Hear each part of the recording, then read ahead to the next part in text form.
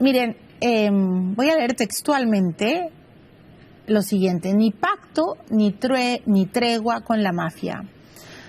Guardar silencio y esconderse en momentos en que los criminales asesinan a ciudadanos y autoridades es un acto de cobardía y de complicidad. Esto es lo que decía hace muy poco Fernando Villavicencio.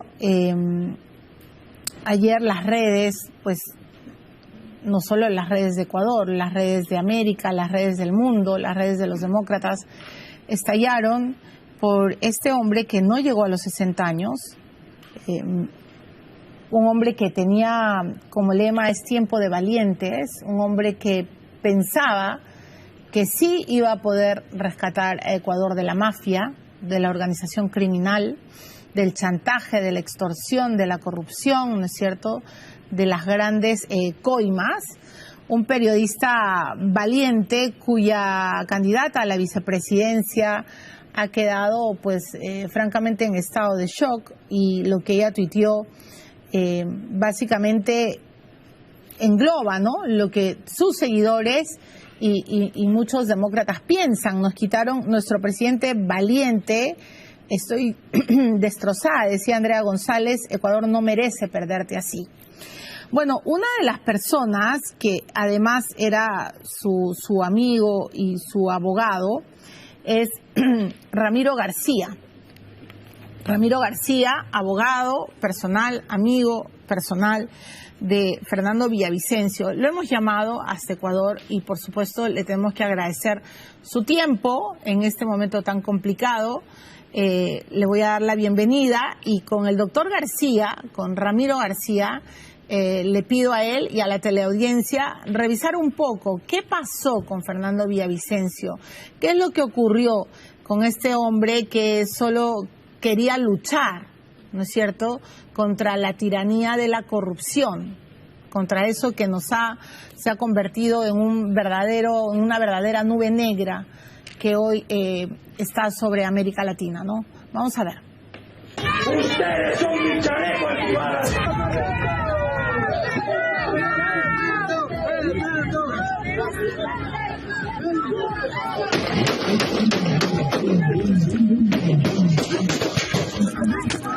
Él nos tiene que contar muchas cosas de esta empresa corrupta. Bueno, primero un orgullo de estar con ustedes. Para mí Perú es mi segunda casa y un año casi exiliado. Fernando Villavicencio, periodista, activista y candidato presidencial, no tenía miedo de enfrentarse a peligrosas mafias, a quienes siempre los llamaba por su nombre. Y los vínculos de estos delincuentes de cuello blanco con la mafia del narcotráfico. Ese es Jorge Glass. ¿Cuál es el que está con la barba a la izquierda? Leandro Norero Tigua, el líder del cartel Jalisco Nueva Generación.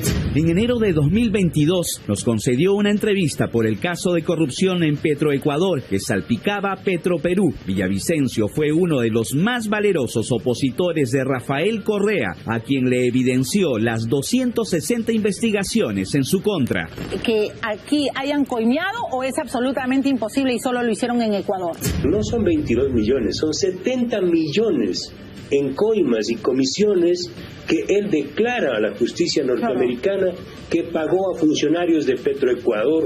Pese a que fue advertido que su vida corría peligro, no se amilanó. En una de sus últimas entrevistas nos dejó firmes y sentidos mensajes que hoy se convierten en inmortales, como cuando se pierde el miedo, se puede ganar todas las batallas. No tengo nada que perder, Carlos. Sí, puede perder la vida. No tengo nada que perder, lo que está haciendo, todo que ganar. Con lo que está haciendo y provocando, debe perder. ¿Sabe qué es lo más importante para que usted cumpla su plan? ¿Qué? Que esté vivo, pues que llegue al poder. Estoy vivo. Ajá, ahora. ¿Cuál es la forma? ¿Sí vio cómo acabó Luis Carlos Galán en Colombia? ¿Qué hice yo en Chone? ¿Se acuerda cómo acabó Luis Carlos Galán? Por supuesto. Es muy temprano. ¿Qué hice yo en Chone? Sí, desafiar a todos. Este país, Carlos, la gente de este país, lo único que necesita es un liderazgo valiente y honesto. Cuando hay ese liderazgo, se puede conquistar todo. ¿Cree que cuando pierde el miedo, empieza a ganar todas las batallas. ¿No cree que... La devastada esposa de Villavicencio, Verónica Zaraúz, señaló que el equipo de seguridad falló cuando fue retirado del mitin en Quito, donde acabaron con su vida. Que el jefe de seguridad falló. Fernando tenía que haber salido por el parqueadero de atrás. A Fernando tenían que haberle sacado con un carro blindado y no dejarle salir por la Gaspar de Villarroel para que se suba en una triste camioneta. Esa camioneta no era blindada y le mataron. Fernando Villavicencio fue asesinado a 10 días de las elecciones presidenciales y horas antes de conmemorarse la independencia de Ecuador, donde se declaró en su memoria 3 días de duelo nacional. A ver, Ramiro García, ayer leía su tuit y de verdad estaba absolutamente conmovida, por eso decidimos llamarlo. Ramiro escribió: asesinaron a mi amigo, a quien defendí de la persecución demencial de Rafael Correa y sus secuaces. Dicho sea de paso, el cinismo, la mala entraña de Rafael Correa se ha atrevido a tuitear, ¿no?, después de que lo insultó tanto a Fernando Villavicencio. No encontraron otra forma de callarle y de frenarle. Estoy enormemente triste, pero sobre todo indignado. Esto no se va a quedar así. Está claro para todos quién quería silenciarle a toda costa. Descanse en paz, hermano. Y, por supuesto, el doctor Ramiro García está enlazado con nosotros. Buenas noches, Ramiro. ¿Quién quería silenciar a toda costa a Fernando Villavicencio?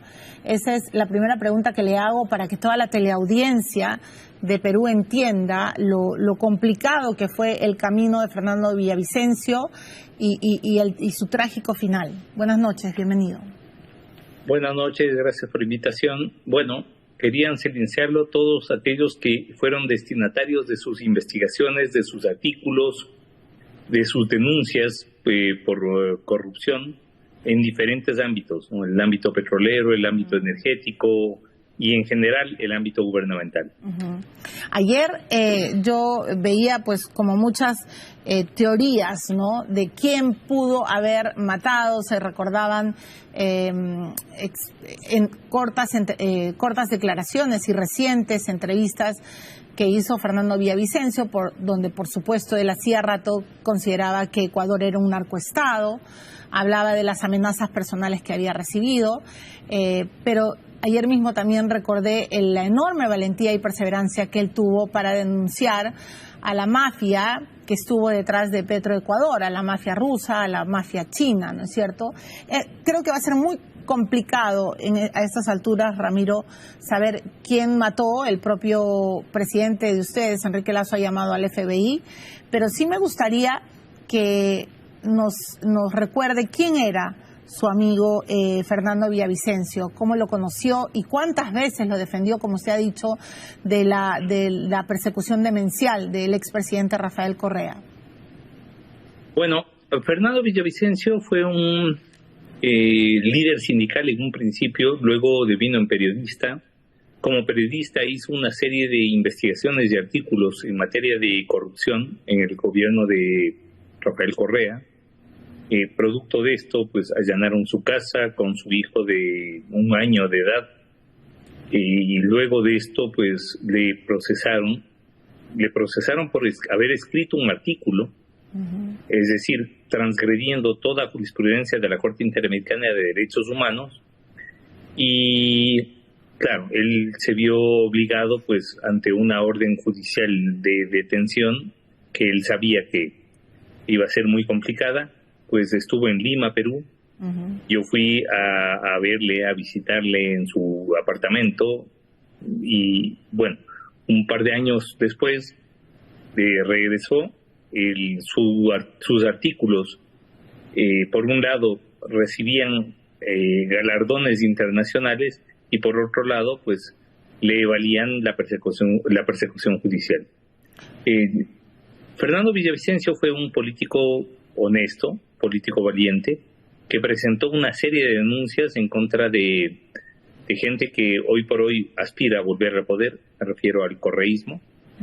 Y bueno, ese es el escenario, ¿no? ¿Usted considera que Fernando Villavicencio ha sido uno de los más grandes, no sé si llamarlo enemigo público, pero uno de los hombres más fiscalizadores de Rafael Correa, porque ayer, de verdad, disculpará Ramiro, me parecía de un cinismo insolente lo que tuiteaba el ex gobernante, y yo recordaba a Fernando Villavicencio, pero también recordaba a Emilio Palacio, ¿no? El otro periodista que terminó asilado. Bueno, pero no solamente los periodistas, sino aquellos que denunciaron corrupción, como el general Gabela, general de las Fuerzas Armadas, que fue asesinado en las puertas de su casa, y otros tantos. Es decir, no es un tema nuevo para nosotros. Pero ¿Usted cree que detrás de la muerte de Fernando Villavicencio está Rafael Correa? Mire, yo creo que es necesario investigar hasta las últimas consecuencias. Caiga quien caiga. Yo no voy a hacer conjeturas anticipadas, ni mucho menos. Yo creo que es fundamental que se investigue y que este caso no quede en impunidad. De acuerdo, absolutamente. ¿Cuándo fue la última vez, Ramiro, que usted habló con Fernando? ¿Lo recuerda? Un mes y piquito, sí. Hace un mes y tanto. Lo que pasa es que él estaba en campaña presidencial. Claro, en campaña. Hace un mes y algo, pues nos vimos, nos reunimos y ahí conversamos. Y antes de cerrar la entrevista, ¿me podría decir qué es lo que aprendió de Villavicencio de tanto defenderlo, de esta amistad, de esta hermandad? ¿Qué es lo que hoy día más recuerda, ahora que ya no está? Bueno, su valentía, su tranquilidad, su don de gentes, su capacidad de estar en el ojo de la tormenta con una sonrisa. Creo que eso es lo que me lleva. Su capacidad de estar en el ojo de la tormenta con una sonrisa. Mejor descrito no puede ser, Ramiro García. Y ojalá, como usted dice, que se llegue a saber quién lo ha asesinado, porque, bueno, finalmente uno de los sicarios terminó abatido, ¿no? Y evidentemente sí, efectivamente. Hay toda una investigación en curso, pero yo espero que esto no quede impune, por el bien de Ecuador y, por supuesto, por la memoria de Fernando. Es muy temprano para saber quién va a reemplazar a Fernando Villavicencio en la plancha presidencial, pero ya se está discutiendo nombres en Ecuador. ¿Qué piensa usted de esta fórmula? ¿Qué cree que puede pasar? Yo la verdad no conozco cuáles son los candidatos. Existe la norma que permite cambiar de candidato si es que se produce la muerte de alguno de ellos, como en este caso, pero no tengo idea de cuál sea la decisión que vaya a tomar el movimiento que auspiciaba Fernando Villavicencio. Claro, están todavía, como ha dicho su propia vicepresidenta, están en las horas de duelo y hay que dejar pasar este tramo. Ramiro, muchas gracias. Gracias por enlazarse con nosotros, de verdad. Gracias a usted y un saludo para todos mis queridos oyentes. Le agradezco. Bueno, y por supuesto toda nuestra solidaridad con la familia y con los amigos personales de Fernando Villavicencio, ¿no? Un líder que no llegó a cumplir 60 años, que no llegó a la presidencia, que no llegó a desbaratar todas las mafias, un hombre que prometía más audios y más videos que comprometían a Correa, a Rafael Correa. Yo espero sinceramente que esos audios, que esos videos estén, y de hecho están a buen recaudo, así que imagino más temprano que tarde nos vamos a seguir enterando de todo lo que había investigado Fernando Villavicencio. Descanse en paz. Ahora vamos a ir a la pausa y vamos a regresar con Miki Torres. Entonces, ya nos han advertido y nos han dicho que no existe el fujicerronismo. La propia Keiko ha salido y le ha dicho, ubícate, Vladimir Cerrón.